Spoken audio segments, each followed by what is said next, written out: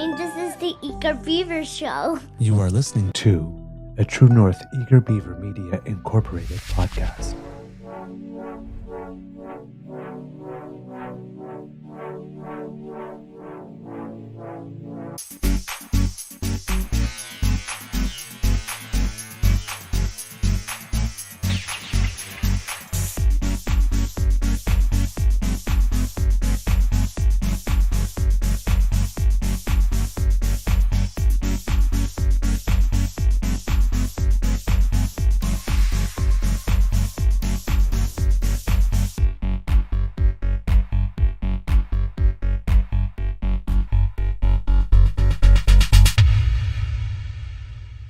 The True North Eager Beaver podcasts are proudly brought to you by our founding sponsors, the Misfit Mysteries from Corvid Moon Publishing, your source for science fiction, fantasy, and cozy mysteries featuring a broad diversity of characters, CanadianTarot.com, your uniquely Canadian online eclectic tarot community, and The Peppermaster, hot pepper sauces made from farm-fresh ingredients to thrill your taste buds and expand your mind.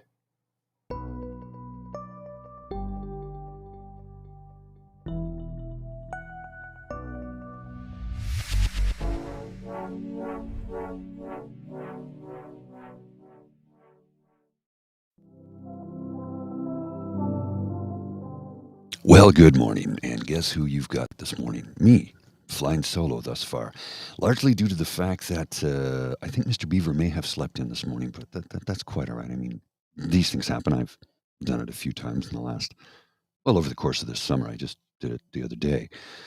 Monday, was it? Was it Monday? Yeah, it was Monday. I slept in on Monday. But I did join the show.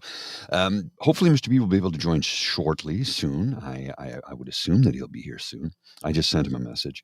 Hopefully, he can join in. Anyway, welcome to the show. I'd like to thank our title sponsors, of course, the Misfit Mysteries from Corvid Moon Publishing, CanadianTarot.com, and the Peppermaster, our title sponsors who have been here since day one. And actually, in truth be told, they've been here since prior to that. So, hope you're all doing well this morning. It is a beautiful day in the neighborhood. Matter of fact, I will pull up my camera to show you a current picture of the weather here in the nation's capital. Let's just see. No, that's not the one I want. That one. Is that the one? Why is it not working? Oh, darn. Well, alas. It does not seem to want to work this morning. And I can't show you the Lola cam because she's actually not here at the moment. She is on the couch. And we'll need to go out shortly. Shortly, we'll see. Yes, Linda, if the pub ever gets too busy, we could go live from a 7-Eleven. Except there's no 7-Elevens in Ottawa.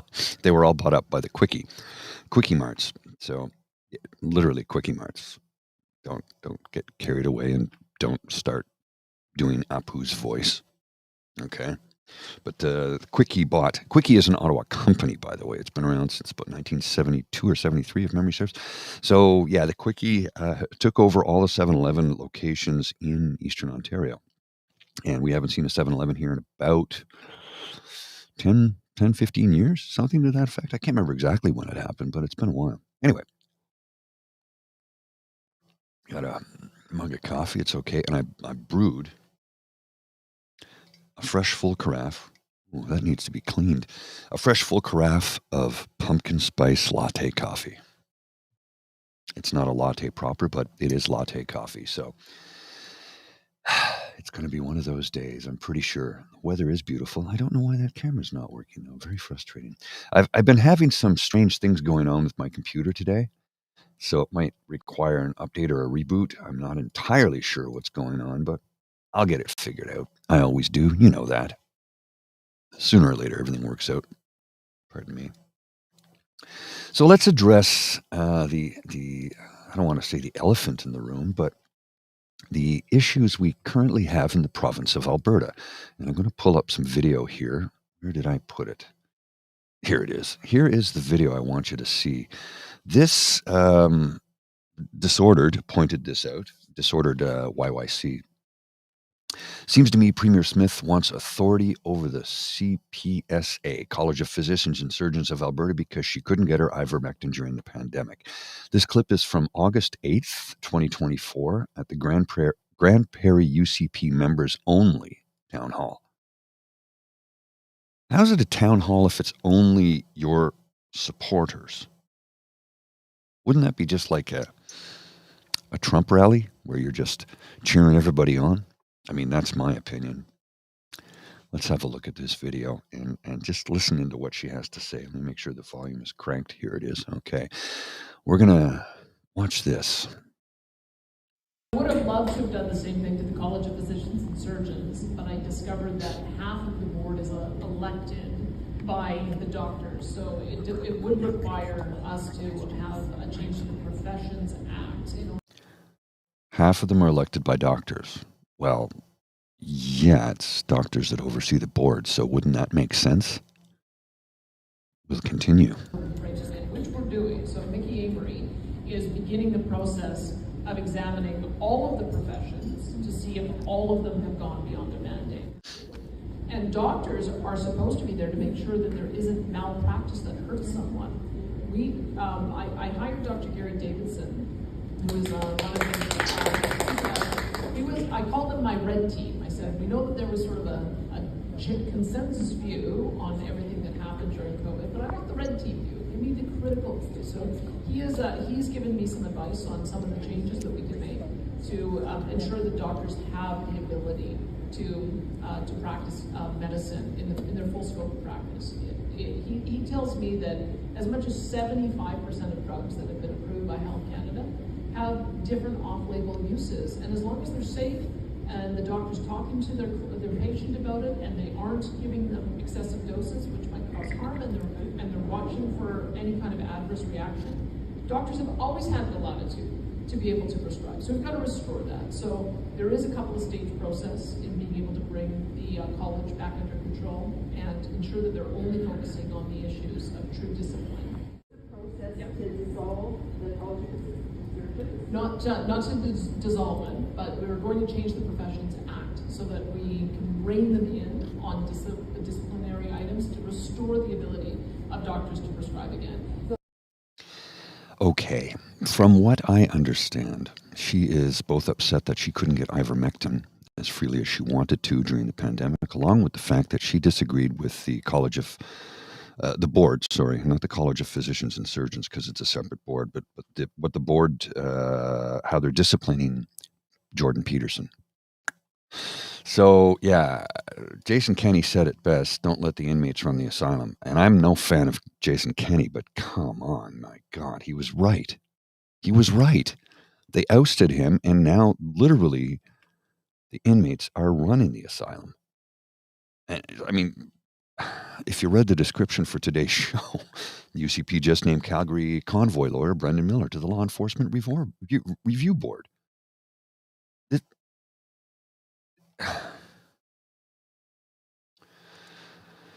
Marco van Huigenbos, is it Marco van Huigenbos? Yes, Marco van Huigenbos, convicted ringleader of the Coutts Border Blockade, joins the UCP's board in Calgary constituency. And not just any constituency, by the way, Tyler Shandro's old digs.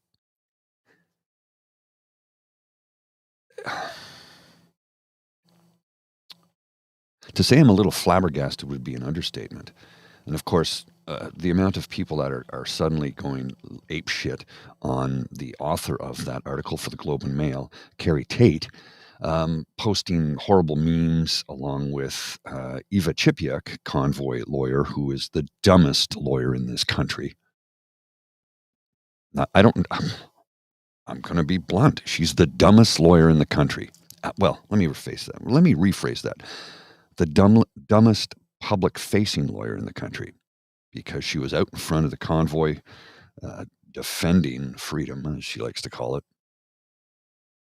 with little to no facts to back up her arguments. We all watched the POEC. We saw how pathetic her performance was. In her response to Carrie Tate's article, this is cute. This is not news, in quotation marks. This is civic engagement, and we should be encouraging it, not disparaging it, especially from journalists, given their role is vital to upholding democracy, in quotes. An informed public is vital to a democratic society. Canadian journalism's purpose is to serve the public interest. It is our responsibility to act independently, to be fair and respectful, and to report the facts. This code of ethics is based on more than a century of journalistic experience and represents our membership's guiding principles. Carrie, unless your intention is to run gossip columns for the good of the country, please do better.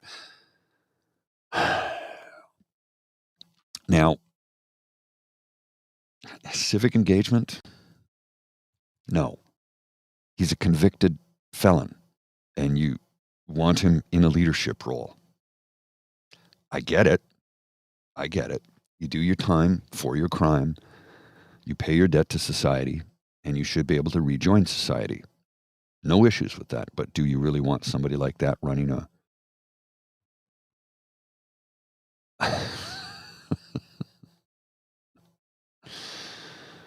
running an office in a political party? I'm like, it's not civic engagement when you have a convicted felon in a political office. Okay, this is ridiculous. This is completely nuts. I'm not looking for perfection in anybody, but I would like our people in political office to not be convicted criminals from acts of treason. Just a thing. Just a thing.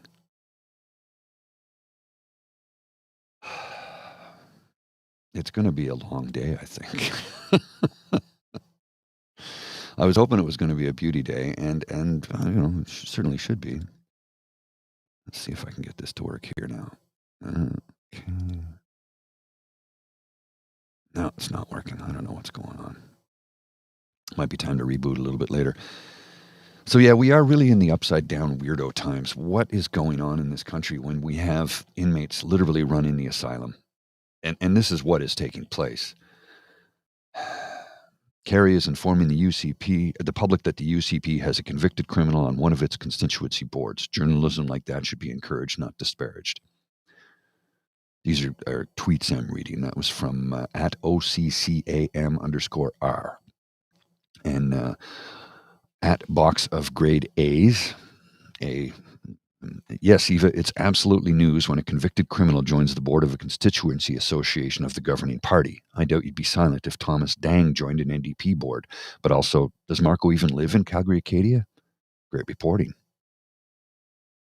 And then, of course, there's always the Debbie Downer here. Unfortunately, most journalists in Canada are very biased and not worth following. There's no bias when she's reporting facts. It is the upside down times, my friends. And some days I just don't know what to make of it.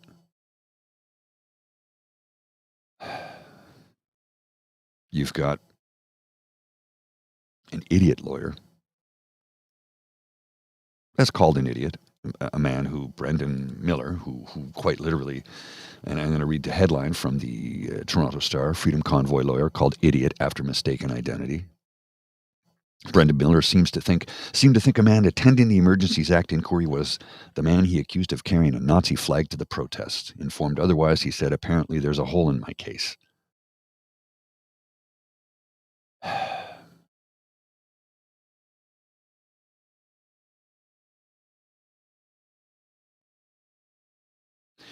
Interesting commentary about it, too. It says, having worked with Mr. Miller a number of times, whether on the same or opposite side of a case, he is a good lawyer. Judging a lawyer because of who their client is undermines an important principle of our legal system. To which the response is, I'm not judging him by the fact that he represented the convoy. I'm judging him by how he represented the convoy, as detailed in the CBC story I assume you didn't read. Freedom Convoy lawyer called idiot after mistaken identity. Yeah. The UCP is run by a cadre of ghouls who want to give you the Handmaid's Tale in real time. And I'm not joking. I went on about this the other day.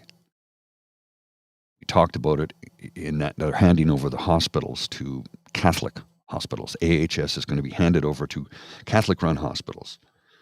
Well, you want to go to a Catholic hospital, that's your right. But if you want to have MAID or an abortion, it's not happening. They do not provide those services. Medical services. legal medical services in this country are not provided at those hospitals. That's your prerogative if that's where you want to go. However, I do not feel that a Catholic hospital should be funded by the public. I mean it. We don't have those in Ontario. Hospitals are all public here except for the private ones that Galen Weston is building. Well, will build. He's already got a bunch of clinics that you can pay money for.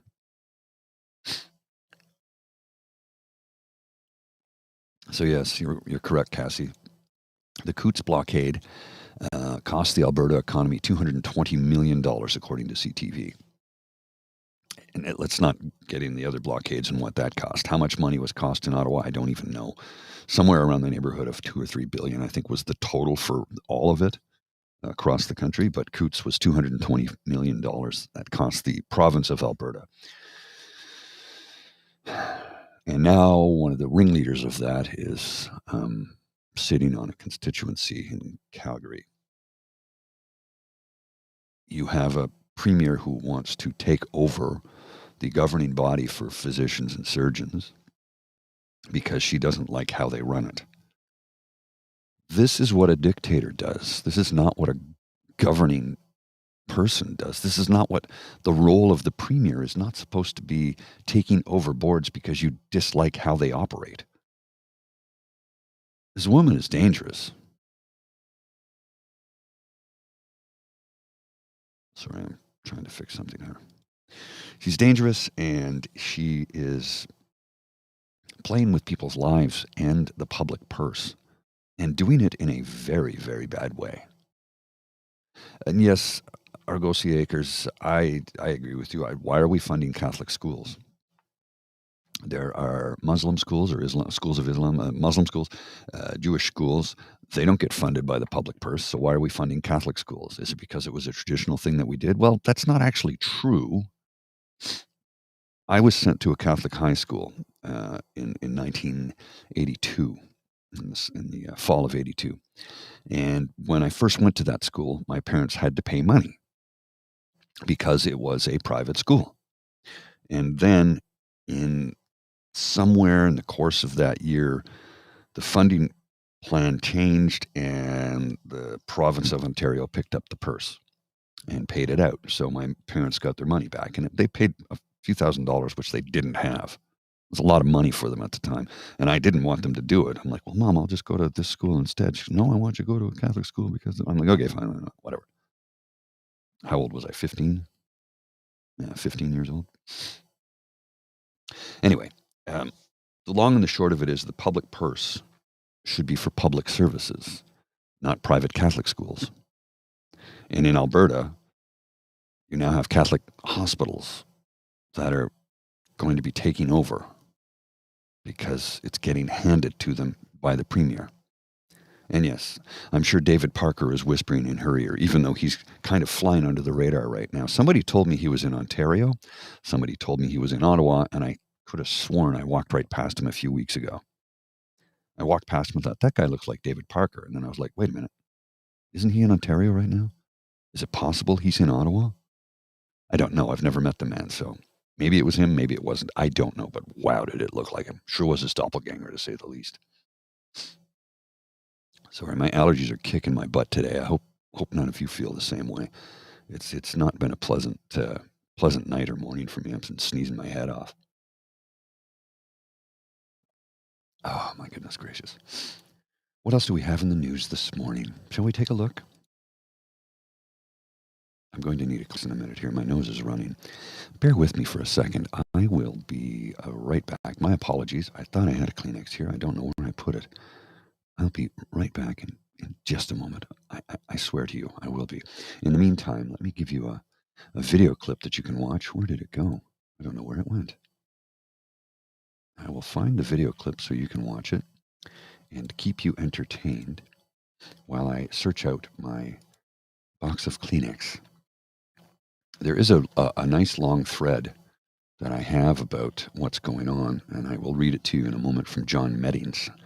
He wrote this on the 27th, and it's pretty in-depth. Oh, Mr. Beaver just joined. Excellent. Mr. Beaver, I need to step away to grab a Kleenex, so I don't know why it did that. There we go. Here.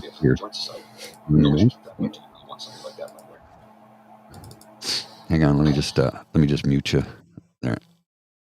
You're muted for a moment or two while you get things queued up, I guess, on your end. Is there what's going on with your lighting there this morning? It's looking a little bit off for some reason. I don't know what's going on. I can't find the video I had queued up for you. I don't know where it went. Oh my goodness gracious. Well, we'll just hang on. I'll just unmute you. Yep. You're good? All right. Is that good? Yeah, that's great. Yeah. 1, 2. You can move. There you go. You can move yourself a bit and pull the mic over a little bit. Yeah. Yeah, you can move it. Yeah, because you're. Yeah, there you go. Yeah, You're not centered in frame there. No, I'm not. Check your settings to see if you're in the gear wheel to see if your camera's at a lower video output, because it looks like it's 480p, I think. There we go. Yeah. We can hear the speaker in the background. Oh, sorry. I was catching up on the show, so that was you. I figured as much, yeah, and you had it played Yes. in high speed time. Okay, Yes, I'm going to yes. step away quickly because I desperately need a Kleenex because I'm about to sneeze and I don't want to be all snotty. I'll be right back. All right. Have no idea what Mr. Grizzly was talking about because I hadn't completely caught up yet. Good morning, kids and cubs. Fashionably late.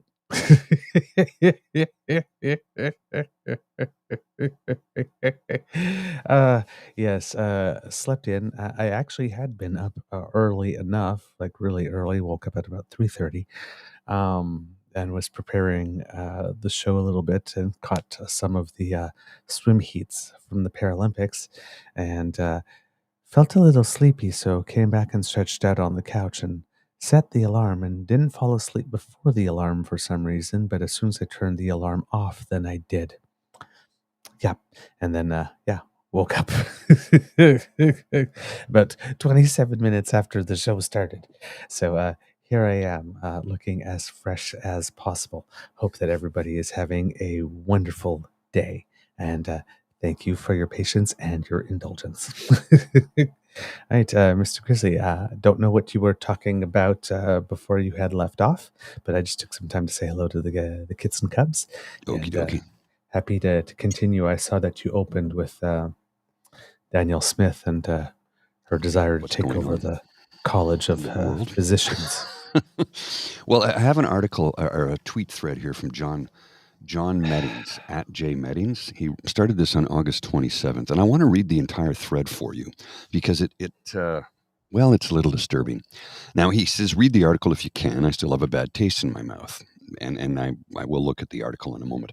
So our government is going to look at regulating the regulators by legislation. Let me comment a bit on the MD aspect of this. I am not speaking for the College of Physicians and Surgeons of Alberta, but I have sat on their council. So he goes on to say, this is in addition to the fact that the government already appoints about half the CPSA council. How much control do they want? The point of a professional regulator is that there are things government can recognize and fix that they do with legislation. Then,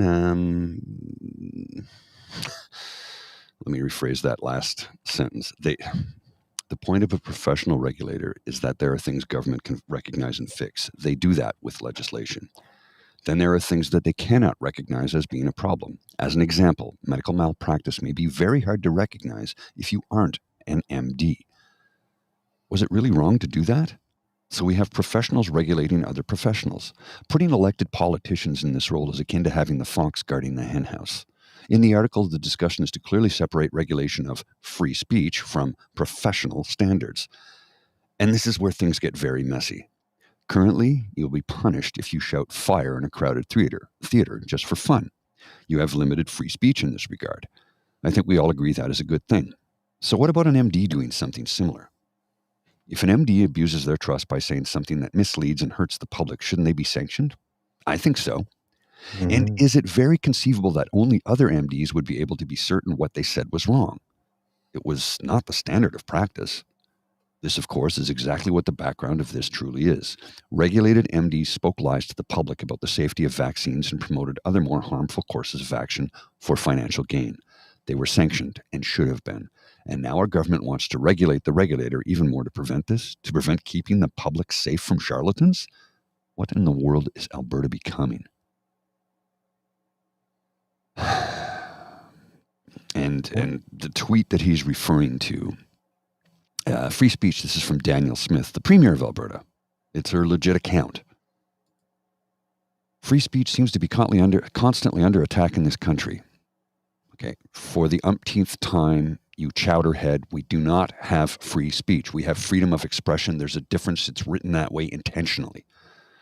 I'm off my soapbox. As Premier, I will continue to fight for free speech here in Alberta, including for the right for people like Dr. Jordan Peterson to say what is on their mind. Read the article in the Western Standard, so I'm going to look at it. Alberta Premier Danielle Smith confirmed the government was looking into legislation to prevent regulatory colleges from punishing people for their political views, like what has happened with prominent Canadian psychologist and author Jordan Peterson. Not what you know happened. where this goes. This is just a crock of shit from the biggest shit disturber in the country. Well, one of the biggest, maybe not the biggest.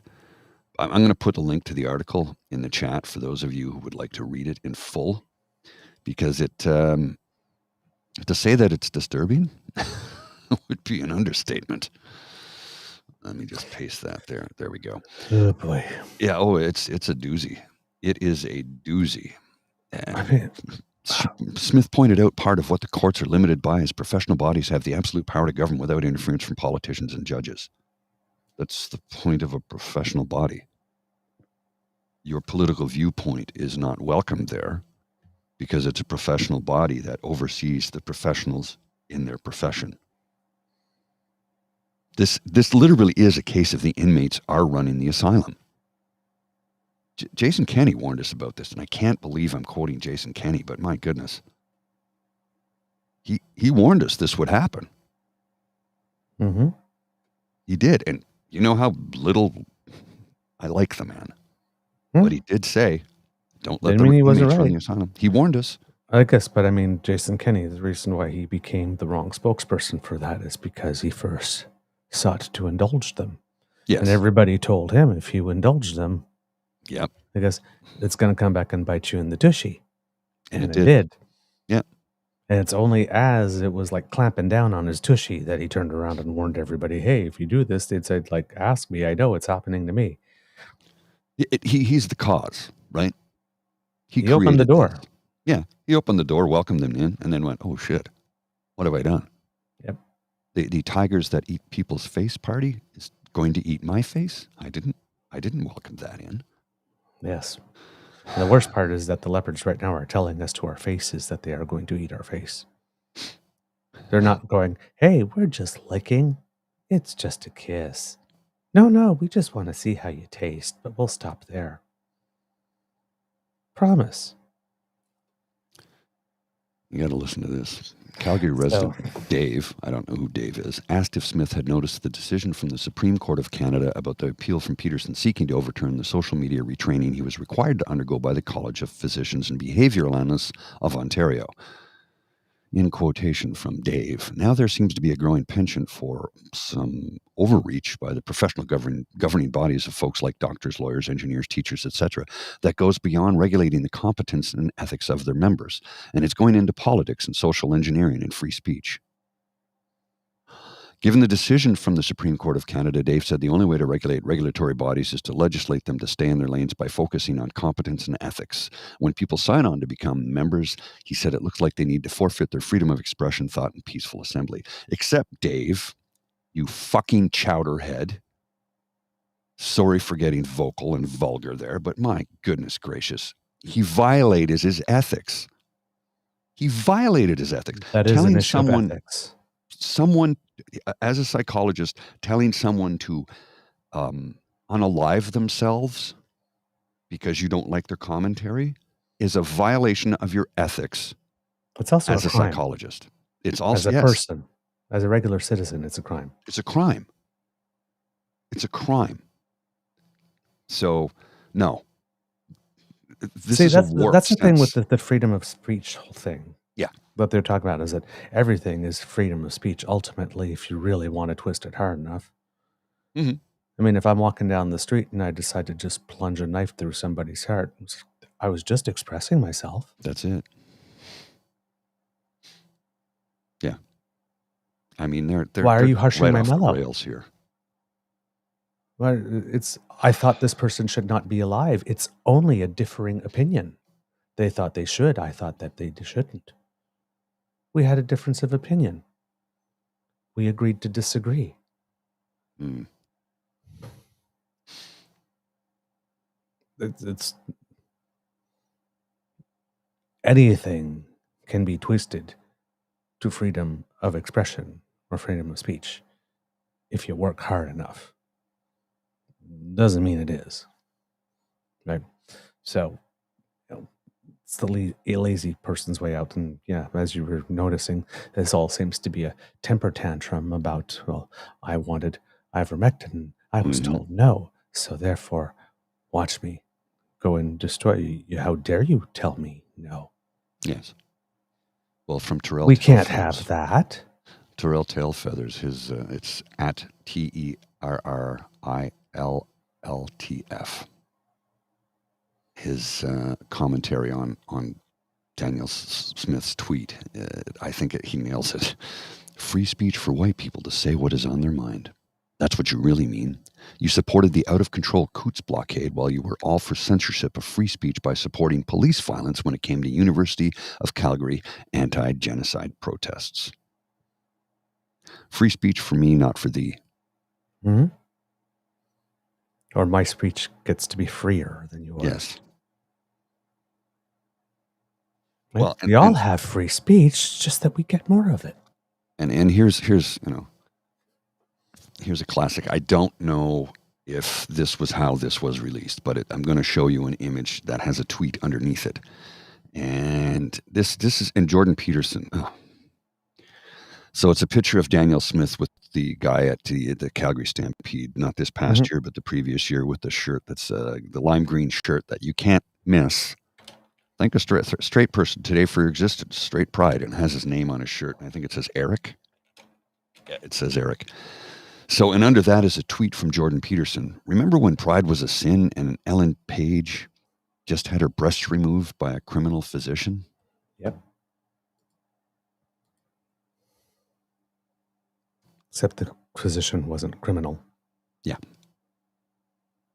And pride being a sin, as in one of the 7 deadlies. Mm-hmm. Hello, Jordan? Yeah. Your entire social media feed? Your entire public persona? Being proud that you have overcome thousands of years of oppression and are still standing is not the same thing as, gee, ain't I one of the world's most fascinating, entertaining, and always correct intellectuals, and everybody should listen to me, and I should be allowed to say whatever I want, how I want, regardless of the consequence, even if my College of Physicians tells me, or my overseeing regulatory body, to which I voluntarily signed on in order to have the license to do the work that I say the work under which I label myself, or the title under which I publicly label myself, I get to do that. Like this. Even all of them are wrong.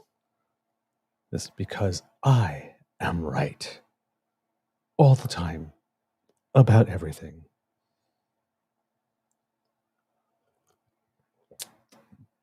But it's people being happy they survived thousands of years of oppression who are prideful to the point of 7 deadly sins. Yeah. Right, Jordan?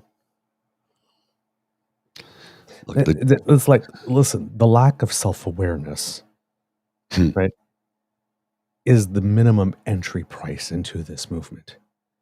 And I do not believe that all of these people are this self-unaware, because you cannot work that hard to present yourself as the victim every time, to twist and torque and contort every situation, every context, to place yourself in the victim role. Yes. That requires an incredible amount of discipline. It requires discipline. Oh, yes.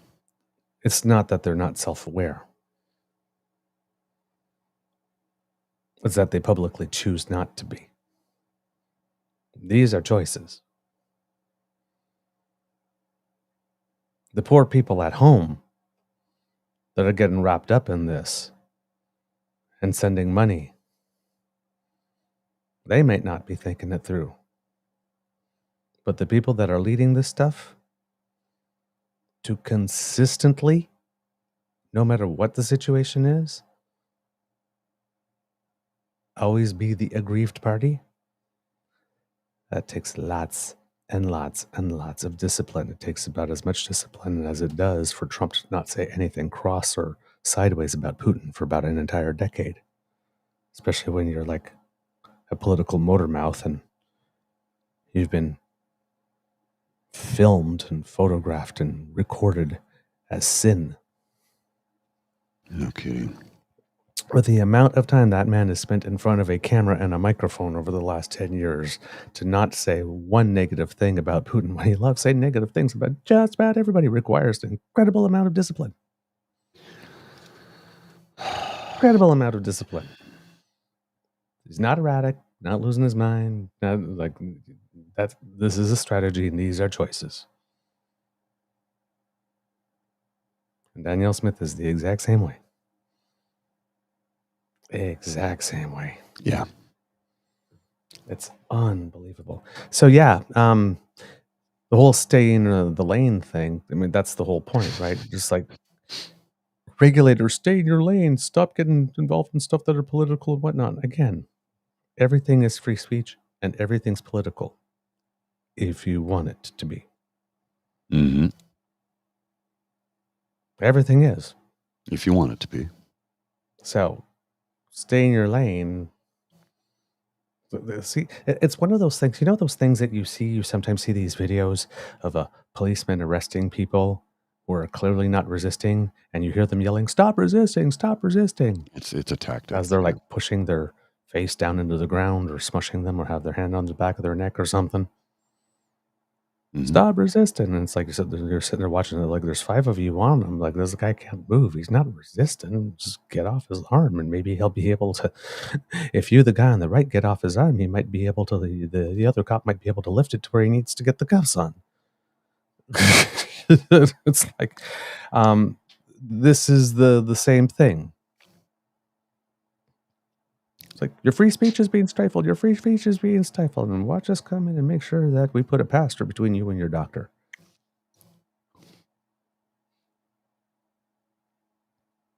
Yeah. Right? I mean, freedom of expression, not for trans kids or families of parents who support them and love them. What about their freedom of speech? Talking about off-label usage. I mean, she's literally talking about, it's like, yeah, a lot of things have off-label uses that doctors do prescribe and stuff like that. There's a reason. There's a reason. Sometimes it might be the only thing, but it's not a recommended practice. There's a reason why we have double-blind clinical trials. Yes. So that you're not in a doctor's office one day and somebody does a Danielle Smith. Oh, well, let's see. You have something going on with your kidneys. What if we tried trazodone for that? I don't think that's going to work out well. We won't prescribe it in a dose higher than the people who need trazodone eat it, but what if? Maybe that could work. I don't think that would be a very good idea. Well, it's an off-label use, but I mean, don't you want the freedom to just throw any chemical in your body and see what happens? Let's just throw it out, throw something against the wall and see what happens, kids. Well, you can't do that. We don't know if it works. Hey, my freedom of expression. I mean, this is not good. This is not good. And again, all temper tantrum because someone was told no and she couldn't stand it. It seems to be a common theme in this movement, eh? Mm-hmm. Oh yeah. If I don't get my way, I'm gonna change the rules so I do. I don't know if this is COVID, but let me go work on the meat plant right next to other people. Anyway, it's my my right. What about my rights? The other guy's turning around, and what about my rights of going to work without having to die?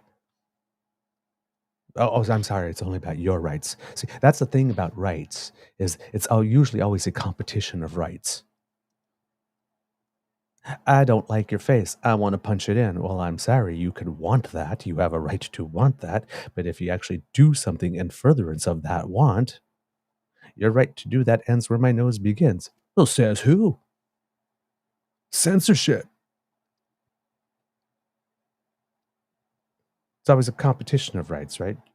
Your right to actually express yourself by punching me in the face versus my right to not have hands on my body that I did not allow.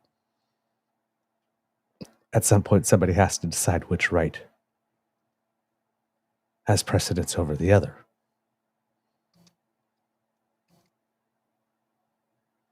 The right for you to work that job, no matter how sick you're feeling, versus the right for you to work a job without it potentially being a death sentence.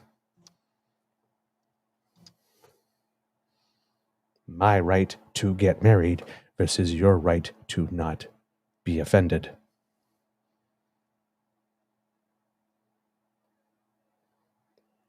It's always a competition of rights, ultimately.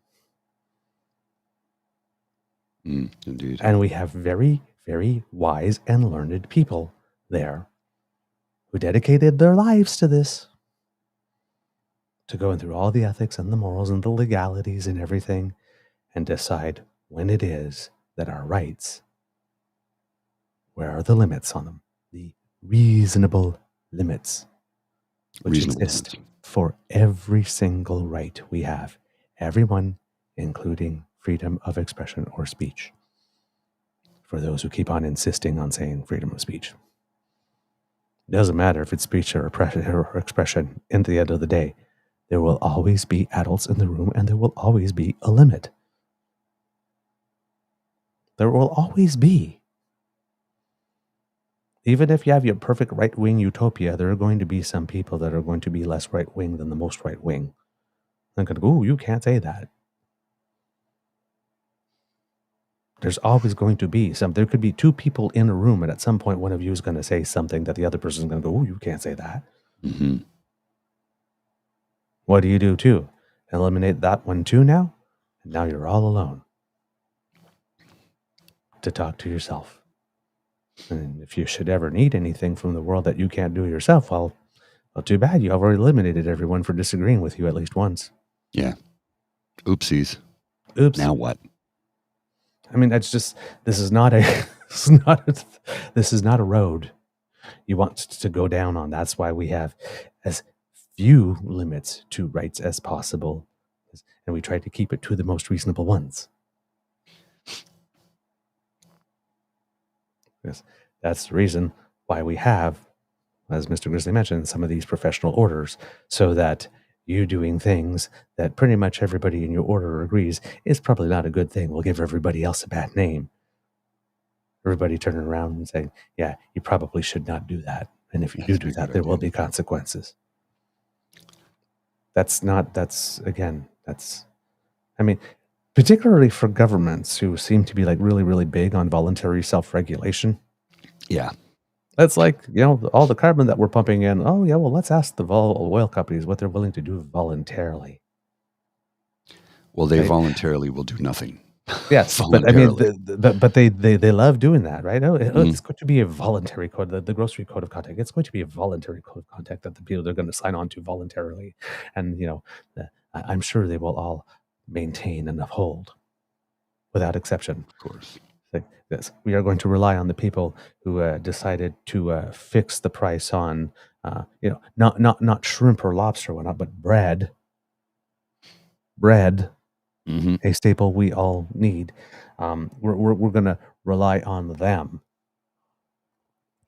to voluntarily adhere to a code of conduct on food pricing.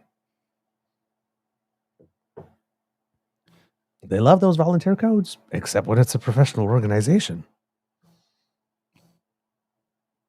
Indeed. Oh, well then. That's different. Mm. Oh, Or a really? union. How's it different? Well, it's just different. Mhm. How? Please tell me how. They fail to be able to do that, it seems. Yeah, it does. It does. Wow. Yeah, she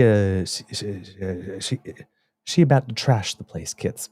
And I keep on seeing these tweets like can't isn't there something if there's a card that the federal government could play to stop them from doing that, now would be the time. Please, Mhm. thank you. Not sure that there is.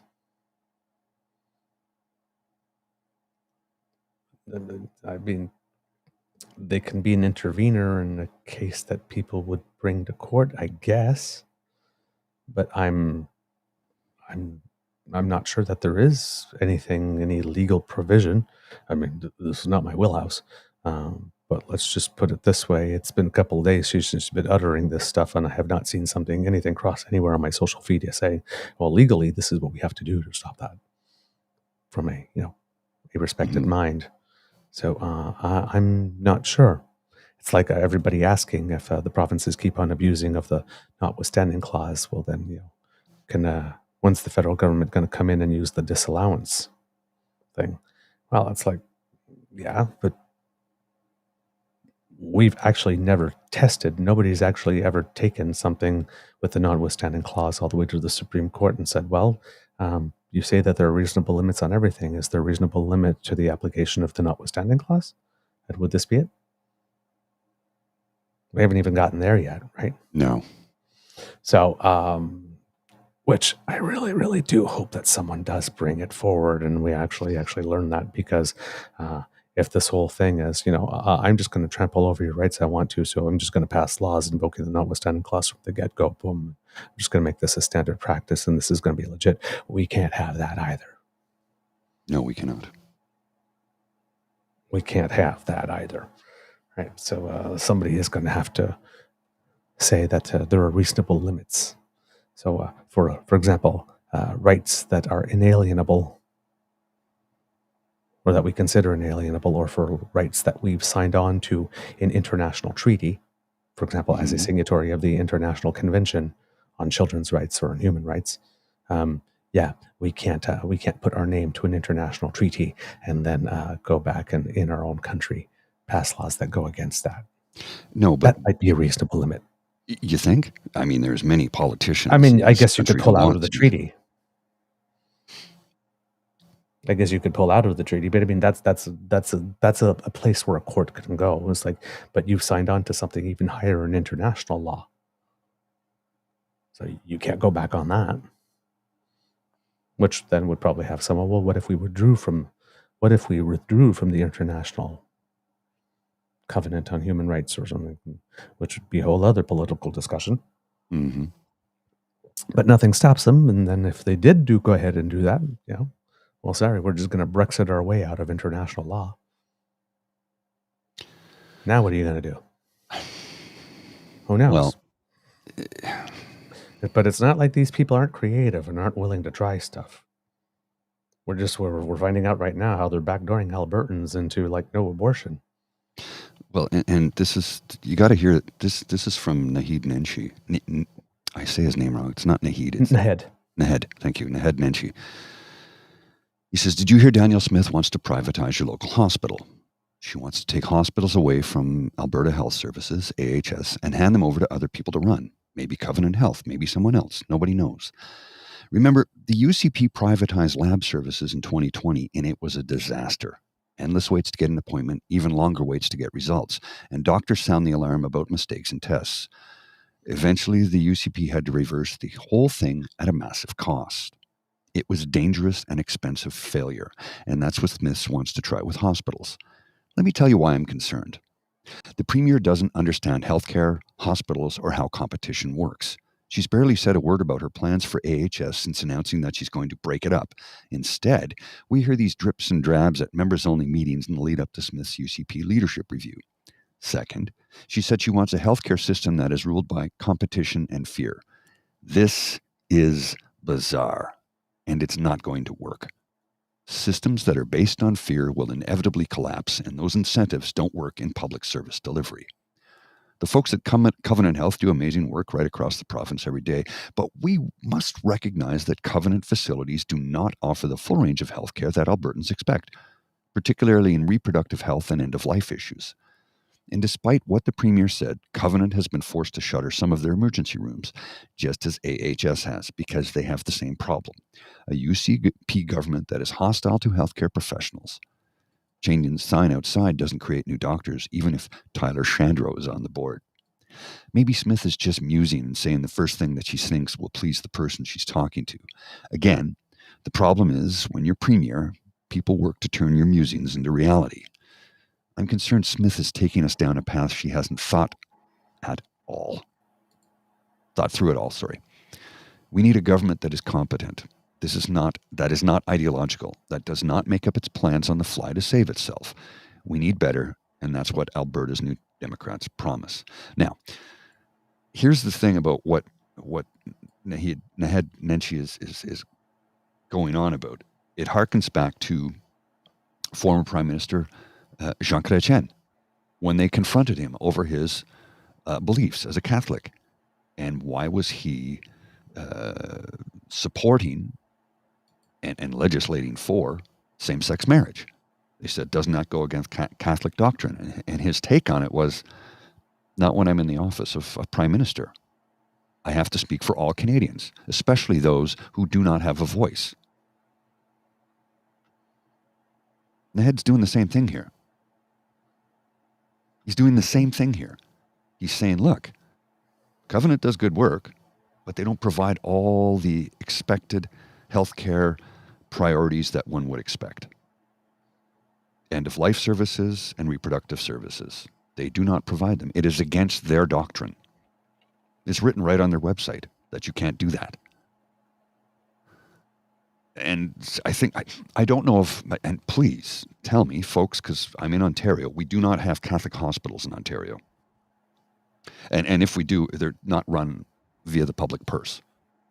Are there religious hospitals in other parts of the country that I only learned about this, Catholic hospitals, recently, like in the last few days. I did not know about this.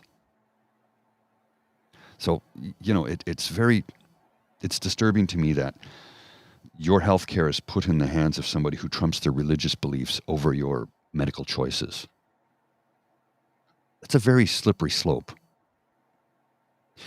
What's next? Oh, there is no more contraception for you. We are in Alberta, and to a lesser degree, Ontario, but in Alberta especially, they are really trying to create the Handmaid's Tale. I mean, they're really, really forcing it on you. So please, Albertans, get together, push back, vote this psychopath out. Because under his eye, praise be, don't be surprised if that becomes part of your common vernacular in the near future if you do not stop Danielle Smith on this strange, bizarre trajectory that she's taking you down. And here's the other thing is, one of the issues that Danielle Smith, or one of the angles that she's putting on this is saying things like, well, Covenant House, which runs what they do, and then she says, for the things that they do provide. They do well. Yes, but she's saying, if AHS can't get it done, why don't we give it to other people? Well, has Covenant House ever run a full service hospital in a big city? That's to do do they have experience doing that? Switching from one operator to another is not like, it's not like bringing in a supply teacher.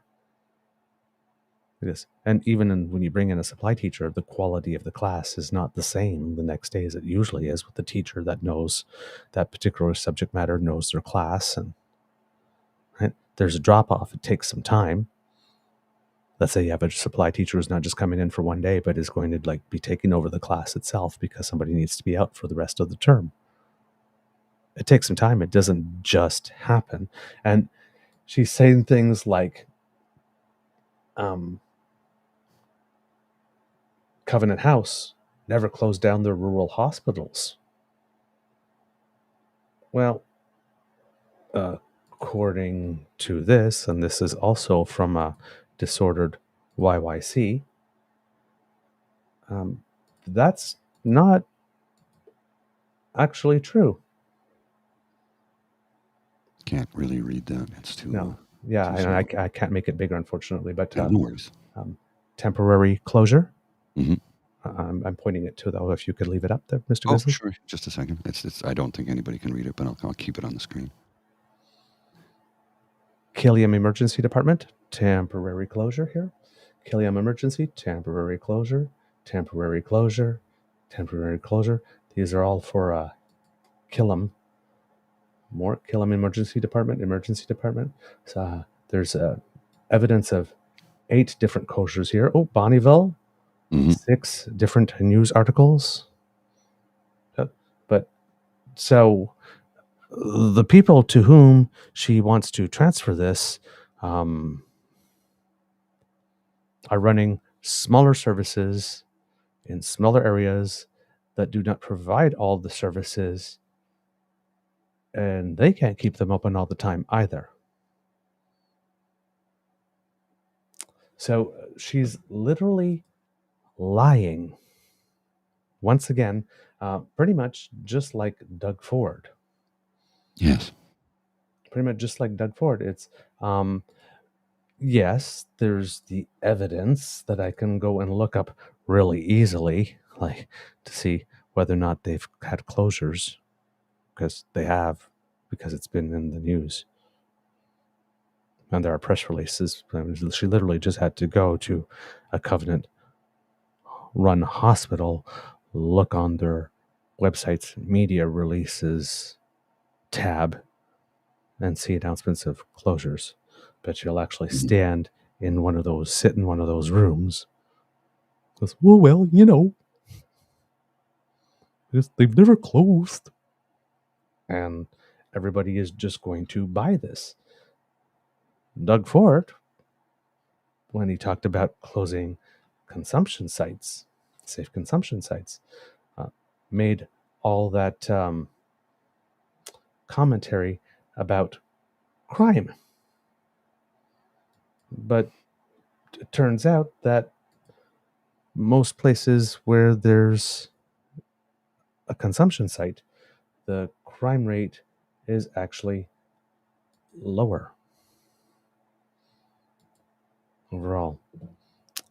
This is just one piece of data, but there was a journalist, I wish I could remember off the top of my head who it was, who decided to do a dive into it. I'll find that for you. But if Mr. Grizzly, if you'll put it up, crime reports 2018 to 2023. This is from the Toronto Police. Neighborhoods with sites saw assaults go up 22%, but neighborhoods without sites saw assaults go up 24%. So a little more neighborhoods without sites, but pretty much statistically not very significant. So 2% difference. But neighborhoods with sites, robberies went down 40%, whereas neighborhoods without sites, robberies went down 9%. Now, again, you could think about it. Well, maybe these neighborhoods with sites, before there was a site, because there was an addiction issue that was present there, which is why they put a site there. Maybe robberies were up because people were stealing stuff to meet their fix. But now there's a site. So that's not needed as much anymore. And there's a whole bit of that, a whole bunch of different other statistics. Hopefully I can dig them up for you. But once again, it's the situation where Doug Ford is pressed on this, and he says, well, it's my personal opinion. I don't believe they work. But it's like, but we don't elect you, MPs. to make policy based on your personal opinion of things. We elect you, like this, to do the hard work of going out and finding the evidence, talking to the witnesses, talking to the experts, finding out as best as you can, and then making policy on that, regardless of your personal opinion. If it aligns with your personal opinion, great. But if you come in there with a personal opinion saying, it's like, I think X will work, and then you do the research and you find out, oh no, X has actually been tried, and yeah, it really, really doesn't work. Then it's not like, well, I think it'll work this time. It's like, no. Listen to that. Okay, sorry, I thought that it would work. It seemed right to me, but it seems that it doesn't. What is your best advice on what could work? Okay, let's try that first. And maybe if that doesn't work still, maybe we can try my thing. But it's just yeah, I just really do not understand. Well, something everybody needs to consider here, and put the bigger, broader focus on, if you will, is that with the AHS losing hospitals or handing it over to Covenant House, which is again a Catholic hospital where MAID and abortions are not performed, and it is against their doctrine. That kind of sounds like a backdoor way into making abortion go away altogether. Yes. Because if they take over everything, if Danielle Smith hands it over to Covenant House and they start running everything, they'll start applying that same doctrine in the public hospitals that they don't operate, that they'll start to operate, which means they'll take that choice away from women in the province of Alberta. They will limit it to the point where almost nobody can get it in Alberta. You might have to go to one clinic in Edmonton or a clinic in Calgary, and then they'll eventually get them closed so that they prevent you from doing it altogether. Because let's remember, who is it that keeps standing up in the House of Commons with 47 signatures to try and bring an end to a woman's right to make that choice? You can be pro-choice and pro-life at the same time. You know that, right? Yeah. You can't hold those two things at the same time. Just because you're pro-choice does not mean you're pro-abortion. It means you believe a woman has a right to make that decision about her body and her life. It doesn't mean that you're supporting abortion. It means you are supporting a person's right to make a choice. It's their life. It's their body. And guess what? Until the state starts to pay for the rearing and education of the child that you've made that person have, it's not about right to life. It's not about pro-life. It's about pro-birth and nothing more.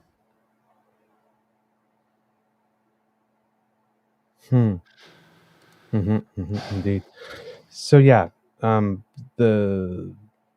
they're lying to us about what are the crime statistics in order to justify the consumption sites. And here it is. The journalist in question I was talking about is John Woodward, an investigative reporter for CTV Toronto. And he puts it out. It says, new investigation from me. The Ford government said supervised drug consumption sites should be shut in part because of crime, but the data seems to show the opposite. And here's another one of those slides that he had, Mr. Grizzly. I'll put it up on the crime reports. Oh, darn. There we go. For some reason, this one is linking to the article. So we're talking about shootings. Neighborhoods with sites, shootings are down 57%. Neighborhoods without sites, shootings are down 15% between 2018 and 2023. So they're telling you that crime is going up. Violent crime is going up. Well, violent crime in general is going down. Neighborhoods without sites, the shootings are down 15%. Homicides are down 27%. So that crime is going up at all in any way. Violent crime is a little misleading.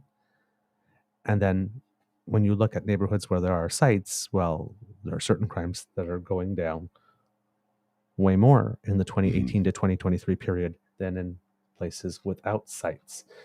According to the article he wrote for CTV News, one of Doug Ford's government's rationales for a sweeping policy that would shutter supervised drug consumption sites was that they are linked to crime, but a review of publicly posted Toronto police data shows there may have had the opposite effect. Again, publicly posted data that it would have taken somebody about 10 minutes to go and check and say, Premier, you may not want to say that. Yeah, because you're lying. Yeah. Crime Maybe types he's not including... intentionally lying. Maybe he's not intentionally lying. Maybe he's just not informed because we all know. He's basing it on his personal opinion. Yes. He's basing it on feels, not facts. And he said that. He said it. Yes. Crime types including robberies, bike thefts, break-and-enters, thefts from motor vehicles, shootings, and homicides dropped among neighborhoods with supervised drug consumption sites between 2018 and 2023, often more than they did in the rest of the city. One exception was the crime of assault, which rose by 22% among neighborhoods with sites, though neighborhoods without sites saw a rise of 24%. So, yes, there is a rise in the violent crime of assault, but it's not as high in neighborhoods with sites as it is in neighborhoods without. So that's a general thing, not related to the sites being there, because it's happening where there are not sites as well, in pretty much equal proportion, because 22 and 24% really. Well, let's not much of a big difference there. Step back and take a very widescreen image of Doug Ford for 2 seconds, if we shall. Dead set against windmills and electric charging stations, until his wealthy friends, his donors, started to open private, publicly funded, private for profit, but publicly funded windmills, wind generation, and electrical charging stations. So now he's closing publicly funded sites, safe injection sites, safe consumption sites is actually a better term, the safe consumption sites. Now he's going to start closing them. How soon before we have the Galen Weston private, for-profit, publicly funded site for supervised consumption? How soon? Probably not that. I'd be surprised with that. I expect there's a brand safety thing that I'm pretty sure. Well, okay, so he wouldn't be the Galen Weston or the Weston family, but I guarantee you his money's in it. Though there will be someone. There's going to be a private, for-profit. I say Galen Weston because he's really trying to take over healthcare in this province. So I've got some personal issues with that. If we had a private system when I was a child, my family would still be paying for my health care because I was in the hospital for months. Indeed. So back to the article here. The trend may fly in the face of some preconceptions, said Bill Sinclair of the Neighborhood Group, which operates a supervised consumption site in the Kensington market that is among those slated to close. But Sinclair said the trend makes sense when you consider that these sites are helping troubled people and referring them to treatment or employment programs, and that may give them other options than turning to crime. Quote, I believe that good community services and a neighborhood that cares about people does reduce crime. People who care for each other reduce crime, Sinclair said in an interview. The Neighborhood Group also runs a daycare across an alley from the supervised consumption site. That's the daycare it's too close to. So the daycare and the safe consumption site are being operated by the same group. And Doug Ford is saying now, 6 years after it's open, or something, that it's too close. And now it not only does it have to move, but it cannot reopen anywhere. Sinclair says that even though the two facilities have coexisted without incident for around 6 years, instead of consumption sites, the Ontario government would fund treatment centers and not allow existing sites to move to conform to the boundaries. As I mentioned, the move would affect 8 of 14 sites in Toronto. In rolling out the proposed policy, the Ontario government has referenced crime as a rationale, pointing to the stray bullet that killed Carolina Hubner-Makarut outside the South Riverdale supervised consumption site last year. So they're basically going, correlation is causation, rather than this is a shooting that happened. And it just happens to be near the consumption site. They're saying like this one happened because of the consumption site. Maybe there's police evidence to that fact. Who knows? I'm not sure. But in Toronto, reports of assault in 2023 are 113% higher, and robbery is 97% higher in neighborhoods near these sites compared to the rest of the city, the province wrote in a news release announcing the changes. So the province said that assaults are assaults are 113% higher, and robberies are 97% higher in those neighborhoods. But we just showed that That's not true. that's not true. A spokesperson did not share their methodology when asked by CTV News.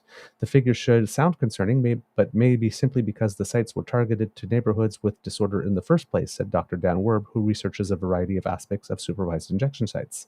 There is some confusion of cause and effect here.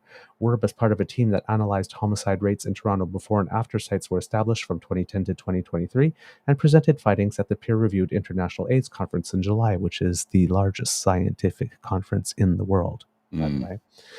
Their research found a minimal but significant reduction in fatal shootings and stabbings within 500 meters of a supervised consumption site, no change between 500 meters and 3 kilometers, and a minimal but significant increase in homicides further out. So they actually did concentric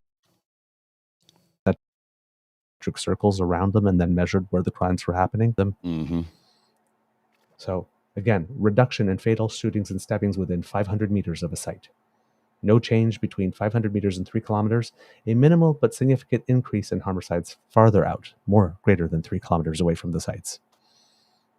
These sites in and of themselves do not promote disorder, Werb said. When you provide people with services they need, it can help reduce crime. Werb's efforts built on other research, including a New York study that found, quote, no significant increases in crime recorded by the police or calls for emergency service in neighborhoods where overdose prevention sites were located. Quote, to date, peer-reviewed research has found no evidence linking supervised consumption sites to increased crime, another researcher said. In the Toronto police data, in the neighborhoods with sites, assaults rose 22%, as we mentioned, while neighborhoods without sites saw an increase of 24%. Here's a look at other data points. Robberies in the neighborhoods with sites dropped 40%, while robberies dropped 9% in neighborhoods without sites. Bike thefts dropped 16% in neighborhoods with sites, while bike thefts dropped 26% in areas without. Break-and-enters dropped 13% in neighborhoods with sites, while the break-and-enters in neighborhoods without sites increased 2%. Thefts from motor vehicles dropped 50% in neighborhoods with sites, while in neighborhoods without sites, those thefts rose 3%. Shootings dropped 57% in neighborhoods with sites, while shootings dropped 15% in neighborhoods without them, and homicides dropped 21% in neighborhoods with sites, while homicides dropped 27% in neighborhoods without them. In a news conference Monday, Ontario Premier Doug Ford said that he was drawing on his personal experience with his family, including former Toronto Mayor Rob Ford, to understand supervised consumption sites. Last I checked, the former mayor did not go to a supervised consumption site to huff his crack cocaine. He was in the basement of a house in some neighborhood. Yeah, he didn't go to a site. Yeah, he didn't go to a site. Quote, other people have their opinions, but I've seen what works and what doesn't work. In my opinion, it's a failed policy, he told reporters, not being able to say why or how it's a failed policy. Of course. Without harm reduction, workers worry that more people who are addicted to street drugs will overdose and die. A CTV News review of federal government data found that just the CTS sites slated to close revived 3 people a day in Toronto and 6 people a day across the province. It's pretty predictable what we're going to see when they close, an increase in the number of people dying. So far, the few sites that we have in Ontario will reverse 6 overdoses a day. 6 overdoses a day, every day, 365 days a year. We're talking over 2,000 people. Well, maybe not 2,000 people, because some people overdose more than once. We're talking about 2,000 overdose cases. Again, where do the overdoses go? If they find them in time. If they find them in time, they will be at the ER. Because they don't have any other place to bring them. Yep. If someone's not alone and somebody's there to call when they overdose. Their policy, health policy, general health policy, and public health policy based on feels, not good. Not good at all. No, very bad indeed. Very bad indeed. All right. Couple of other things for you kids. First of all, did you get to check out the Paralympic opening ceremonies, Mr. Grizzly? I didn't have a chance to see them yet, but I do have something I want to share with you quickly. Let me just pull it up here, and it's this is just a clip from the opening ceremonies. It's a video clip of a South African dancer. Can we show that? Tavi just sent it to me. It's 29 seconds, and it's not direct feed, so we should be okay. Okay. Right. I loved the opening ceremonies. That whole thing that you saw, the people in white, there was a whole story with it. With two different groups of people, and one was the strict society, and they were all dressed in black and had sunglasses on, and they're all going about their business, very, very, very busy. And you have a whole bunch of other people going, hey, we're trying to make our way in this world, but it's not adapted for hey. And this goes on for a while until at one point they're standing face to face with each other. And everybody in the strict society removes the dark glasses and actually sees them. And then throughout the show, then you start to see a little more working together, collaboration. And at the end, when you see everybody in white, this was everybody, whether they had a different ability or not, on that stage, dancing, using the crutches, because, well, wait a minute, there's all these other cool things that we can do, able-bodied or not, with these things. They had somebody had their wheelchair on the side and was actually suspending itself on the wheel as the wheel was turning, and they were rotating at one point, right? They had two people dancing where somebody actually picked up the wheelchair so the other person put their arms around their neck and spinning. There were just a lot of things that were really cool about that. And it was just a really cool narrative that basically went from discord to concord at the Place de la Concorde. How fitting. Right. So great opening ceremonies. They had Christine from Christine and the Queens. I don't know if the whole band was there, but singing. They had a sort of remixed version of Non, je ne regrette rien. But for all the people that were panicking that there might be some gender bending or trans content at the opening ceremonies for the Paralympic Games, because geez knows we had so much of that at the opening ceremonies. Well, that was it, in case you missed it. Christine from Christine of the Queens is kind of known to be a little gender bending. Mm-hmm. So there it was. May not have been as obvious as the first time around, but there was a wink and a nod there. People might have missed it. You have to know who Christine and the Queens are in order to get it. I'm not sure who they are, but I'll check it out. I'm gonna watch very the good. ceremonies They later sing, today. yeah, they sing in English and they do sing in French as well. But she's wears very, very, very short hair and has very angular features.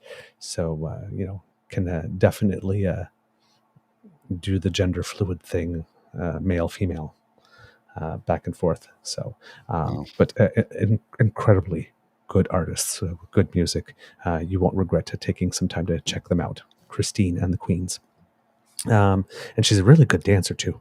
I'll check it out. Very well, like I said, lyrical I'm gonna watch the opening ceremonies later today when I have a few minutes. But I gotta get rolling shortly because I gotta go meet my father in a little bit. Just something came across my feed here a second ago from the CBC. This was actually from yesterday, but it just came across my feed now. Calgary Airport says hail damage repairs to take at least 18 months. So that big hailstorm they had just about a week or so ago, Concourse B will be closed by restoration work is done. It says Concourse B and its gates 31 to 40 will be closed while restoration work is done. A year and a half. 31 to 40, that's like 9 gates. That's really going to affect traffic at the airport. Yep. Yeah, absolutely. That is not good. Yeah. Apparently it